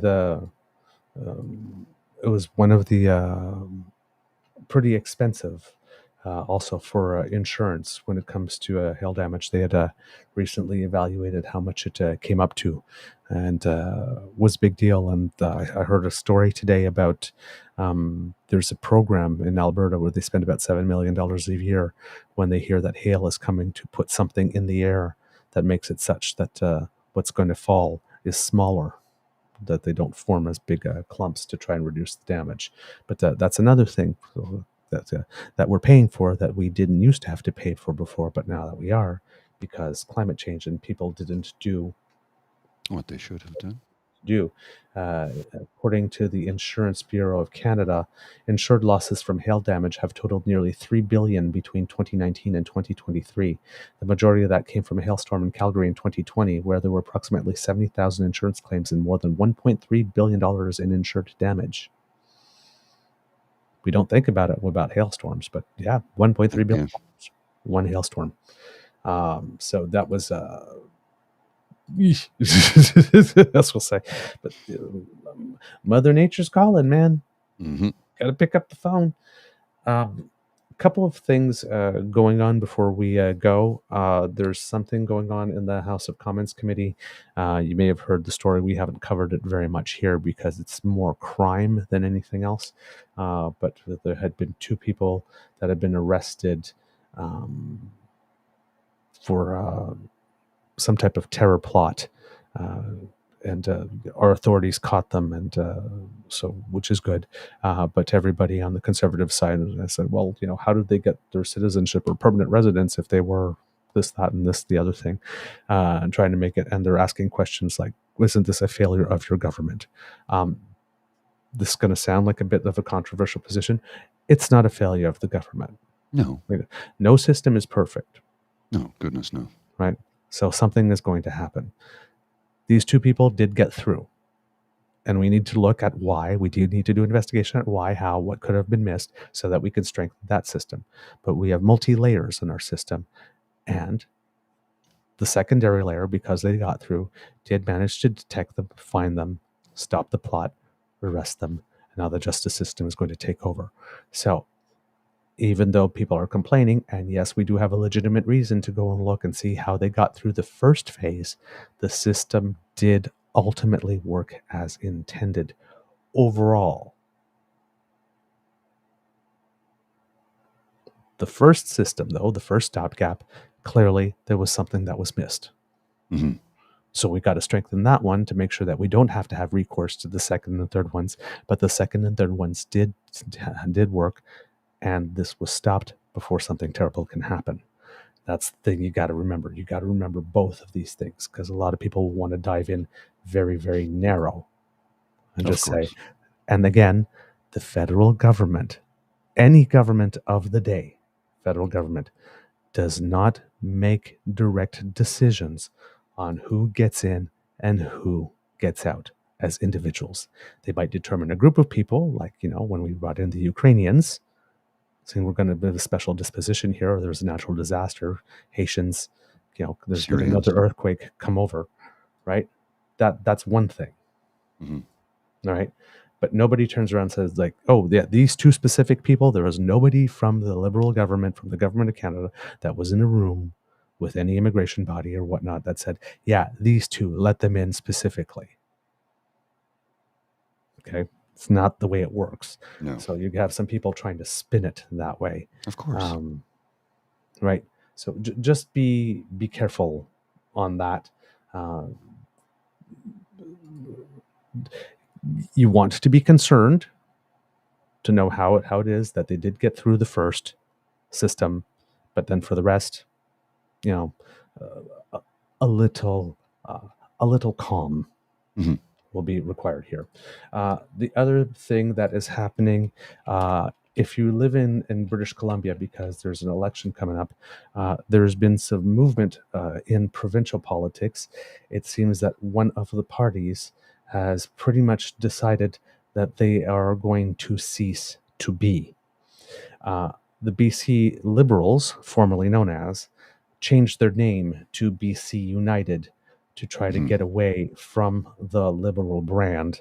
And that didn't really work out for them as well as it could have. And they saw their popularity plummet in the polls. Here we go, Mr. Grizzly. I have a graphic there up for you. So on January 1st, 2023, they were between 30 and 35% in the polls. And then some people came in and created the Conservative Party of British Columbia. And around the time that started to take off, I'd say this probably around of May of last year, BC United had a precipitous drop and now stand at about 10% in the polls, whereas the Conservative Party of British Columbia has gone from not existing pretty much not too long ago, to being at 38% of the polls to the NDP's 48, making it a very close race in terms of percentage. In terms of seat projection, it still seems that there's a decent gap in favor of the NDP, so it seems a lot of the vote might be concentrated there. And yesterday, given this, it seems that the leader of BC United has decided that, you know what, if you can't beat them, join them. Yeah. So the Conservatives in British Columbia are taking a tip from what the people on the left did in France. Wow. So the BC Liberals, now, first of all, if there was any doubt, that fig leaf of implausibility that BC Liberals were the actual real Liberals all along and not Conservatives, well, we've just ripped away that fig leaf. Okay. But yeah, what is now known as BC United will essentially not be a factor in the upcoming provincial election after party leader Kevin Falcon's surprise move to suspend the official opposition's campaign and throw his weight between John Rusted's upstart BC Conservatives. Falcon, a former BC Liberal cabinet minister, cut an atypical and forlorn figure as he announced the move at a news conference on Wednesday, said Sachi Curl, president of Angus Reid Institute. Quote, "This is a man who early on in his career and through a long good chunk of it has had a thread of confidence, even at times cockiness, chippiness. This was a man today who looked like he was on the brink of tears. Everything about what his body and his face was telling you was just how tough this has been for him to swallow both personally and professionally." Political scientists point to his decision to boot Rustad out of his party and his decision to change the party's name as reasons for the party's collapse. So I'm guessing they had a bit of history. The move to suspend campaign is likely to have ruffled feathers among BC United's MLAs and staffers, according to analysts, especially given Falcon and Rustad had pointedly rejected a merger deal in May. There we go. This was a party that up until minutes ago was looking to compete in this election, said Stuart Prest, a political science lecturer at the University of British Columbia on Wednesday afternoon, just after the news conference. And simply to wave the white flag and to stand aside like this, we haven't seen quite this version of this story before. So, yeah, the leader of the party just said, yeah, you know what? My party doesn't have a reason to exist anymore. Wow. And has shut it down. So, not sure how that extra 10%, if it will all go to BC Conservative Party or not. Because I mean, if at this point you were still planning to vote BC United, chances are that you weren't too enthralled with what the British Columbia Conservative Party was offering you. So not sure where this stuff goes. But yeah, big movement in British Columbia that could change the game significantly. We also have new polling for New Brunswick because we have a focus on New Brunswick. Mm-hmm. And there it looks like it's looking good, Kits and Cubs. It's looking Yes, it is. very, very, very, very good. I will put this up there for you, Mr. Grizzly, so the Kits and Cubs can see. But the Liberals seem to have, and this is in the aggregator, so not one poll, Right. but the poll of polls. The Liberals seem to have opened up a 7% lead over the Progressive Conservatives. So we're still holding at 35, which is really pretty high, actually. But it seems that all the other parties are going down a little bit, save the NDP, and that all of that support is going to the Liberals to make the difference. And in terms of seat projections, we're pretty much equal now. Mm. Well, here's hoping that Susan and her Liberal Party get elected in the next election, because they can right the ship that New Brunswick is. It's in bad shape. And I spoke to a lot of people, and a lot of people who I know in that province who have been voting Progressive Conservative their entire lives are changing their vote in the next election, because they're like, what Higgs is doing is bad. And Higgs is also kind of in the pocket of the Irvings. So, you know. Yeah, indeed. I have one piece of news for you that you did. I think this may have slipped past us. Okay. This is another compassionate move by the Liberal government in Budget 2024. I'm going to read this to you. tax fairness for every generation. Canada Child Benefit for Grieving Families. Grieving families should not be worried about their finances during the most difficult of life circumstances. However, some families who have lost a child may currently receive correspondence from the government requiring them to repay any Canada Child Benefit amount received after their child's death. To support parents who have lost a child, the government is providing new support through the Canada Child Benefit to ensure they can focus on what matters most: healing. In recognition of the burdens on grieving parents, Budget 2024 announces the government's intention to amend the Income Tax Act to continue to pay the Canada Child Benefit for 6 months after a child's death as of January 2025. This proposed change is expected to cost $15 million over 5 years, starting in 2024, 2025, and $4 million per year ongoing. That is compassionate. Indeed. And I think that is a good thing because, to lose a child, I can't begin to imagine Right? what that is like. Right. I Now, can't begin to imagine. It's not something like, look, it's terrible. If I was to lose Lola suddenly, I'd be a mess. To lose a child, forget about it. It's one of the cruelest fates that can ever befall a parent. Yes. Right. Okay. One last little tidbit before we go. There is, in the by-election of La Salle-Villemar, there's been an issue that has transpired. Quote, according to the CBC, the Liberal Party of Canada is facing a revolt by ministerial staffers, mostly of Arab and Muslim origin, over the Trudeau government's handling of the war in Gaza and the Israeli-Palestinian conflict generally. 52 Arab and Muslim staffers working in the Liberal government signed a letter addressed to the leader of the Liberal Party that says they will not participate in its by-election campaign to hold on to the seat of La Salle-Aymar-Verdun, left vacant by the resignation of former Liberal Justice Minister David Lametti, referring, quote, to the increasing push for Liberal staff members to phone bank and door knock. The letter obtained by CBC News warns that, quote, while many of us started our political careers in elections as volunteers, we can no longer in good conscience campaign for a party that excludes us and our values. Staffers are not acting alone. They have also asked for and received the support of a group of influential Arab and Muslim donors to the Liberal Party, known as Network 100 GTA, London, Ottawa, Montreal. Back in November, the network announced it was pulling out of the Liberal Party's top donor ranks over Prime Minister Justin Trudeau's disinclination at the time to call for a ceasefire in the Israel-Hamas conflict. Quote, they're far more brave than we are, said Hussein Hamdani, a founding member of that fundraising group, in an interview with the CBC News. Quote, we held back our money, sure. They're putting their own livelihood at risk, he said. I'm hoping that the party recognizes that this is not some people who may or may not be donating, he added. Maybe they think they can find other donors, but you can't just find 50 staff overnight. What the staff are really trying to do is help the Liberal Party wake up, and they're taking this extreme step to do so. The staffers have 5 demands. The donors have said that they will... the letter staffers indicate they will not participate in activities as party members until the government changes its diplomatic posture to, quote, to join allies in explicitly condemning Israel for its numerous war crimes and for genocidal rhetoric from members of the Israeli cabinet.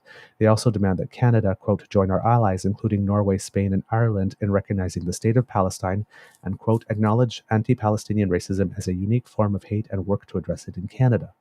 The staffers also echo the NDP's demand that the government revoke existing arm export permits to Israel and close loopholes that allow Canadian-made arms to be shipped through third countries.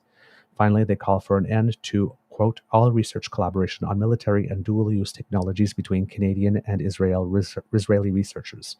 A statement from the Prime Minister's office did not directly address the demands in the letter, but said Canada continues to call for an immediate ceasefire. Quote, we fully stand behind the comprehensive ceasefire deal outlined by President Biden and endorsed by the UN Security Council, the statement said. We call on all parties to the conflict to agree to the deal. Any delay will only see more lives lost. The statement also says Hamas must lay down its arms and release all hostages, demanded civilians be protected, and called for a sustained increase in the flow of humanitarian assistance throughout Gaza. The Liberal Party spokesperson did not directly address the demands, but said Canadians, quote, choose to engage in our democratic process for a variety of reasons, including to support a specific cause or policy position. Quote, the Liberal Party of Canada firmly believes that everyone should feel safe, welcome, and included in our movement, and will continue working very hard to engage volunteers and supporters on the priorities to keep moving forward. Now,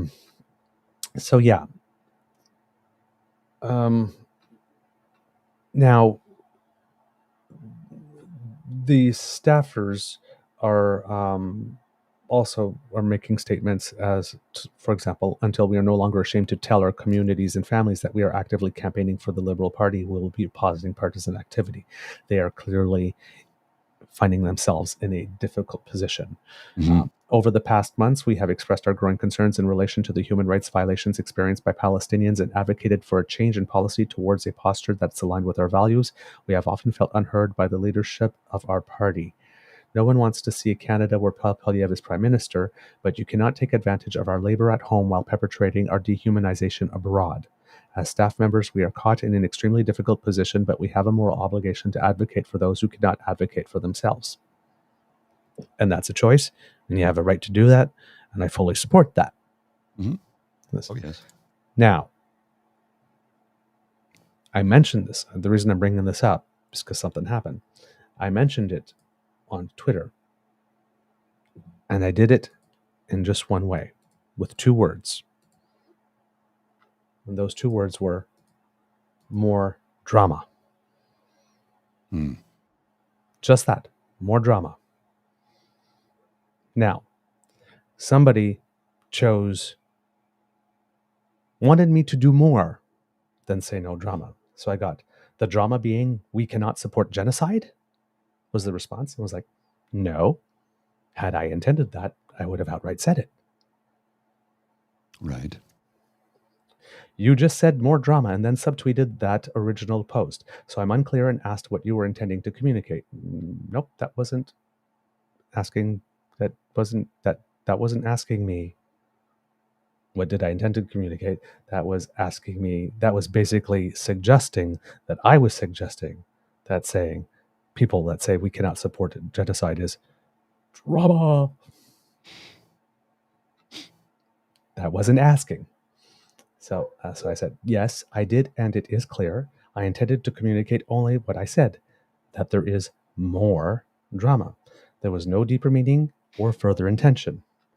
More drama is contemporarily and in social media particularly used pejoratively, describing the principled resignation as Lib's position on the complicity in genocide as more drama is a choice. Got nothing more to add? Still confused by your word choice? You don't have to explain anything. And I did not. Because if you've been following my thread, and you've been following my feed, when I say more drama is drama. Oh, yes. Regardless of how righteous the cause is. It's drama. The goal is a by-election. The goal is to win the seat. Anything that distracts from the objective is drama. Whether the reason is legitimate or not, it's drama. The key word in more drama was more. Not drama. No more drama. Because like no more drama. This is the same by-election in which earlier candidates had been running for 5 months when the Liberals decided to parachute a candidate in, thus causing drama. This is more drama. The keyword, more, not drama. Drama in this case was not pejorative. It's just an indication of stuff that deviates from the main objective and pulls a party off message. That's it. So when I caution about reading what you need, wish, want to be in certain words in order to make your point, this person clearly wanted to put me in a corner as saying, I'm okay with genocide. I think we all know that. I'm wondering where this person's tweets about genocide are with regard to the Uyghurs in China and people in Sudan. Because, I mean, if it's about genocide, it should be about all genocides or even Yes. our First Nations. But just a lot of people want the argument. There's literally 2 words, more and drama. You should have asked me why I was saying more, not why I was saying drama. All right. Mr. Grizzly, do we have a show? We do indeed, sir. All right, kids and cubs, that's the end of this episode of the Daily Beaver Morning Show. We hope that you love listening to us because we love making this for you. And again, thank you for your indulgence in letting me arrive fashionably late. Yeah, you needed your beauty sleep. This doesn't just happen, kids.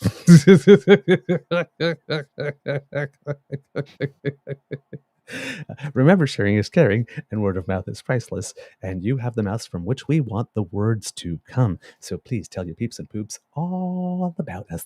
And if you would like to help us in other ways, then you need to get yourself down to our pod page, sponsored by the Ray Girl. And if you go there, podpage.com/the True North Eager Beaver, lowercase letters with a hyphen between each one of those words.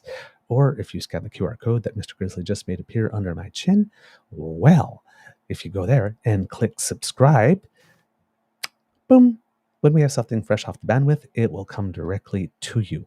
And if you would like to help us in other ways, well, then you just have to make like Kit Elaine and surf on down to the True North Eager Beaver Media Incorporated YouTube page, which Mr. Grizzly tells me we have news on that we'll share in the Easter egg about. But some good things happen in there for us. So thank you very much, Kits and Cubs. Click our buttons, like, share, subscribe, all the good stuff that makes us happy. It makes you happy. We all win.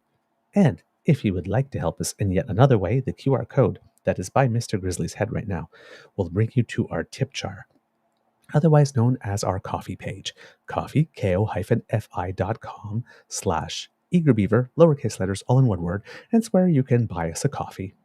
For example, if you really enjoy the work and want to give us a little tip and encourage us to do more, or buy us more than a coffee if you would like, and because there are equipment costs and subscription costs and a whole bunch of stuff. And I don't have a job.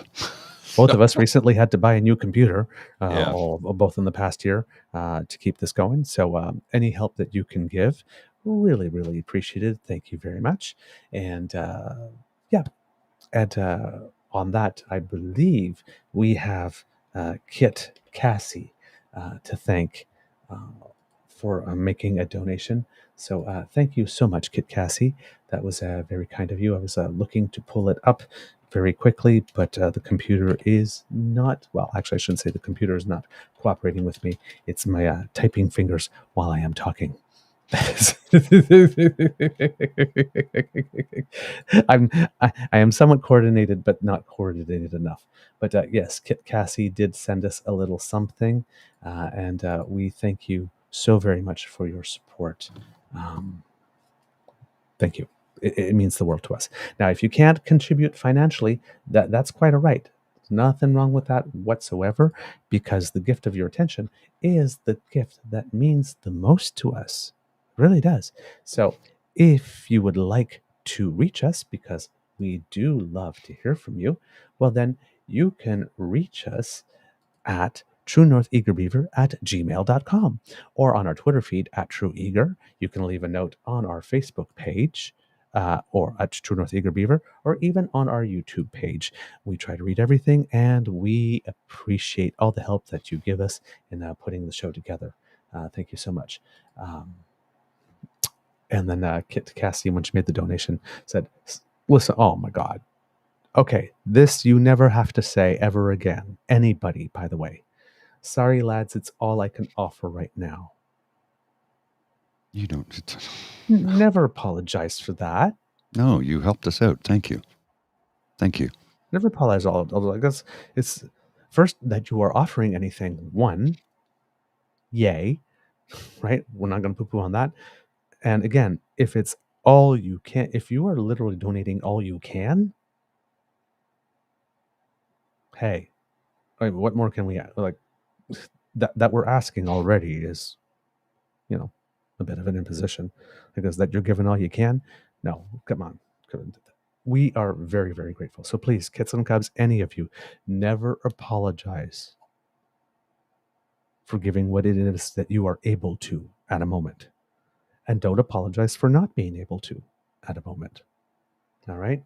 Appreciate your content, Kit Cassie says. And we appreciate you. Thank you very, very, very much.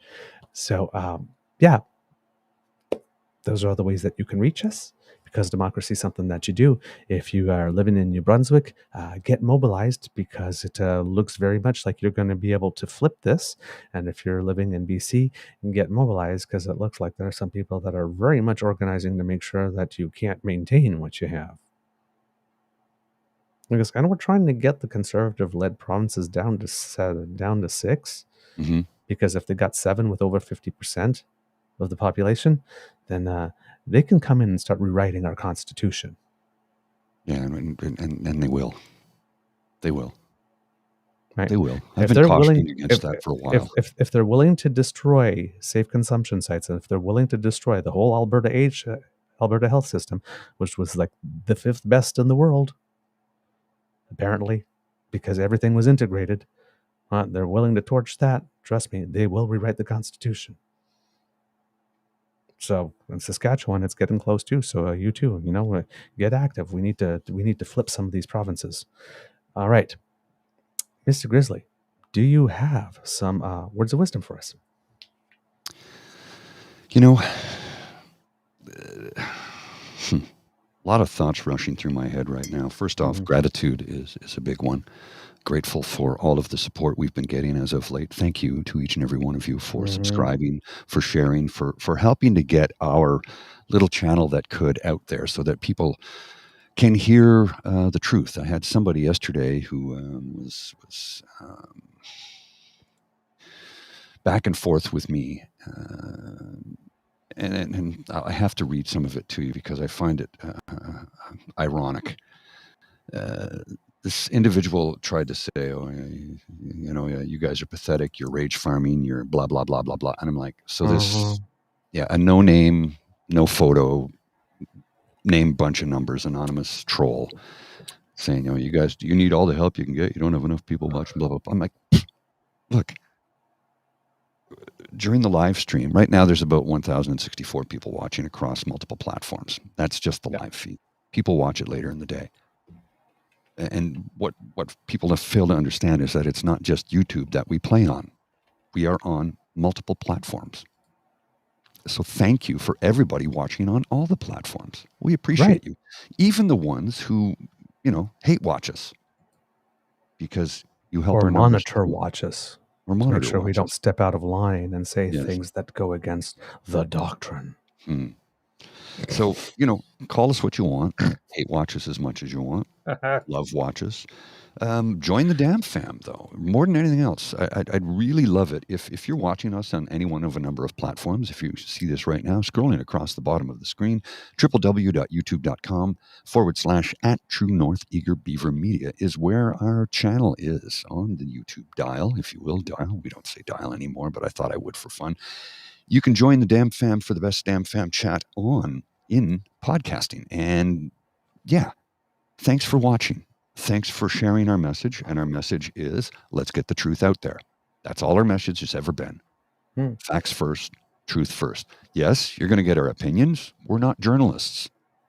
We're not reporters. We're not journalists. We don't pretend to be. We're not citizen journalists. Nope. We're just two guys who got upset at what we were seeing online and in the news and said we have to do something about it. So this is what we did. We curate, we analyze, we make commentary on the news, and we bring you the stories of people that we find are interesting. That's it. That's all. And we think you should know about. That's pretty much what we do. That's our thing. Thank you for spreading the message. Please continue to do so. Yeah, I am looking at our YouTube page, Mr. Grizzly. I do not know what happened to. I'll tell you what happened. I paid for a promotion. Well, yes, but I mean, like 2 days ago. Yeah. Our show, for some reason, has 4,500 views. That's a little abnormal for us. It's because I paid for a promotion of it through YouTube. Wow. Damn. Set a budget. Whatever that did worked. My budget is $250, and it ends on September 4th, so it'll be promoting it between now and then. So that's bringing both subscribers in and viewers in, because we're at 4,484 just for the UCP is bad for your health from 2 days ago. That's what promotions do. They bring people in. So like this is, advertising dollars I'm spending to try and promote the channel so that we can generate revenue because we don't have a job. So yeah, Well, that's why that's happening. I was impressed with our numbers for the Ann Coulter show, the August podcast, and the show that you slipped in on. So that threw me off. All right, Mr. Grizzly, let's cue the cock, and then let's give the other good news about our channel.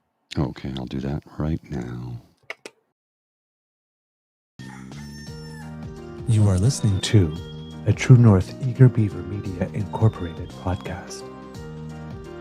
The True North Eager Beaver podcasts are proudly brought to you by our founding sponsors, the Misfit Mysteries from Corvid Moon Publishing, your source for science fiction, fantasy, and cozy mysteries featuring a broad diversity of characters, CanadianTarot.com, their uniquely Canadian online eclectic tarot community, and the Peppermaster, hot pepper sauces made from farm-fresh ingredients to thrill your taste buds and expand your mind.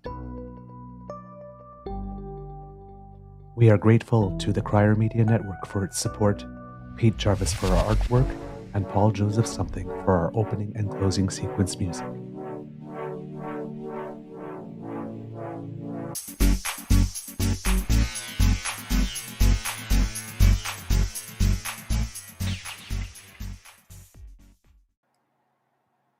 All right, Mr. Grizzly. So what is the QR code? Yay! I will let you make the announcement.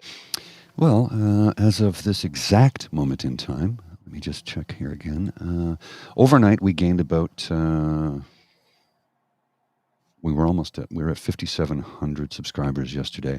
And as of this exact moment in time, we're at 7,152. So we've had a huge growth overnight, almost 2,000 subscribers. So thank you. Thank you for joining. Thank you for supporting us. We really, really, really do appreciate it. This is what advertising dollars and promotion dollars do. It brings people in, especially if the content is something that people connect with. People connected with it. Simple as that. People connected with our content. Holy crap. Yeah. How'd that happen?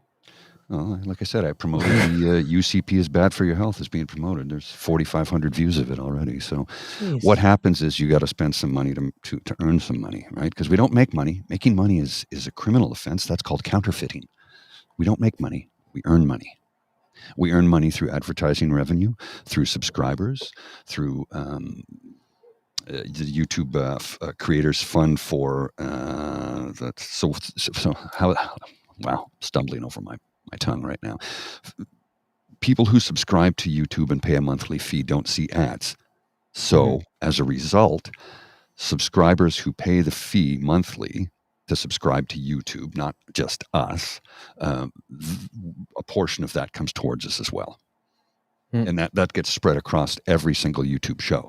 So people, like I pay $5.99 a month or something like that so I can have ad-free YouTube and watch things and, I can be listening to a podcast that, sure, it's on YouTube, but I can't be sitting there watching it because I have to do something. So I can just put my phone on lock, put it in my pocket, and I can still listen to it because I pay for that service. So anybody who pays for that service, a portion of that goes, and every single YouTuber out there gets a little piece of that action. How much I don't know, but there's something comes in. So the more views we get, the more we can grow. The more we can grow, the more the better product we can give to you, because of the fact that as we start to generate revenue, it'll be easier for me to run this show and eventually hire somebody to do the production work full time, and I can just continue to add to content, which is what I really want to do. The production aspect I enjoy, but it's hard to produce and contribute all the time because I'm monitoring several things in the feed, along with making sure things try and run as smoothly as possible and taking care of all the tech and ordering all the equipment and yada, yada, yada. You understand how it works. So thank you to each and every one of you for spreading our word of the truth, our truth tonic. As I tweeted to David Moskrop yesterday, we've got the truth tonic for you. So please subscribe, share, let the people know. All right. There you go, kits and cubs. And like I said, in response to this question from Mr. Jim, if you pay for the no ads, doesn't that stop you from seeing up and coming new YouTubers? No, that does not, because it still introduces stuff into your feed constantly. the algorithm will say, perhaps you've watched this, you may like this. So, yeah, that's how that works. Yeah. So I saw the comments there with the kids going like Mr. Beaver's face, and it's like, gee, that's kind of intense, and that's amazing, guys. It really is, because I monitor our numbers. Like, we usually come in at around 150 to 160, that type of stuff. Some days lower, sometimes a little higher. The odd one a little higher.